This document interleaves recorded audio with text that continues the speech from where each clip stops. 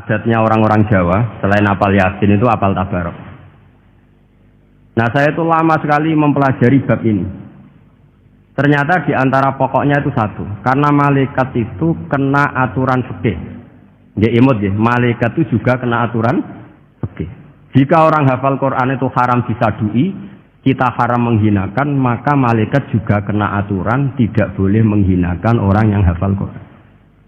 Dan alhamdulillah di banyak suratul hadis, hafal Quran itu maknanya tidak harus hafal semuanya. Orang boleh hanya hafal Tabarok, boleh hanya hafal Waqiah. Itu kalau kamu hafal betul, surat ini juga bisa berdiri sendiri mensyafaati Anda. Kayak ini surat Tabarok, beliau matur kepada Allah SWT. Redaksinya gini, inna fulanan amida ilayya min baini kitabika fata'allamani wa ta'alani. Jadi dari sekian surat yang ada di Quran, orang ini selalu milih saya ya Allah. Jadi gampangannya surat Tabarok, wong saya diprioritaskan orang ini, kok saya dingin-dingin saja ketika mau jenengan siksa, ini enggak fair. Apa gunanya saya sebagai kalamullah, sebagai kalamuka ya Allah, kemudian tidak ngefek kepada orang ini. Akhirnya walhasil sama Allah surat Tabarok diberi hak syafaat. Makanya akhirnya semua ulama ijma yang bisa mensyafaati itu adalah satu Quran, dua Rasulullah SAW, ketiga orang-orang soleh dan seterusnya. Tapi yang penting dari ngaji ini adalah bahwa malaikat itu kena konstitusi. Makanya saya punya ijazah untuk jenengan. Malaikat itu bisa diteror, sama tenang saja. Malaikat itu bisa diteror, bisa dibully. Masyhur itu di cerita Nurul Zulam, karangannya Senawawi. Sayyidina Ali yang mbahnya Habib Ali ini, Sayyidina Ali bin Abi Thalib. Ya, jadi Rasulullah kita tahu punya menantu yang top alim alama namanya Sayyidina Ali. Sayyidina Ali itu yang menuso. Jadi dia itu iseng kepengen roh Umar itu wedi. Mergo mangkel. Wong kok ning donya anggere wong tau disentak itu kepengen roh Umar disentak. Wong sak urip-uripe nyentak. Wah. Walhasil Sayyidina Ali ketika Umar wafat, beliau berdoa, ya Allah saya beri kasep supaya ngerti Umar sing mletene ngono anggere wong disentaki wani gak nyentak mungkar nakir. Itu tok tujuannya. Nah, karena Sayyidina Ali itu orang yang luar biasa, walhasil dituruti mbek pangeran kasep. Wasop melihat mungkar nakir datang itu matanya kalkidril wali kayak apa panci yang mengangai. Seru. Umar baru bangun dari kubur. Sayyidina Ali sebenarnya ingin melihat kalahnya Umar. Gitu. Ya, niatnya itu ingin melihat kalahnya Umar. Ternyata Umar tersinggung, langsung berdiri. Hei malaikat, kamu itu harus punya akhlak. Kamu tahu saya siapa? Saya ini temannya kekasihnya Allah. Yang diandalkan temannya, bukan dia. Jadi boleh lah neror malaikat itu boleh. Kamu tahu saya ini siapa? Saya ini temannya kekasihnya Tuhan, kekasihnya Allah. Ya ke sapa? Kancane Nabi Muhammad. Itu panik mungkar nakir. Panik terus matur Allah, ya Allah ini ada orang yang saya teror malah saya diteror. Siapa dia? Umar, temannya kekasihmu. Kata Allah, yo kowe iku yo sing diakhlak sithik, mosok mek kancane Nabi gitu. Semenjak itu terus sopan, ya kok mungkar nakir. Tapi Sayyidina Ali gagal ngelihat Umar kalah.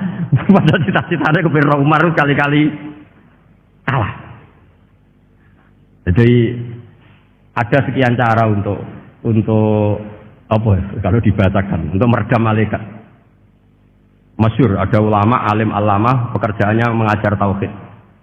Mengajar tauhid lah, mungkin tauhid primbon sampai tauhid apa.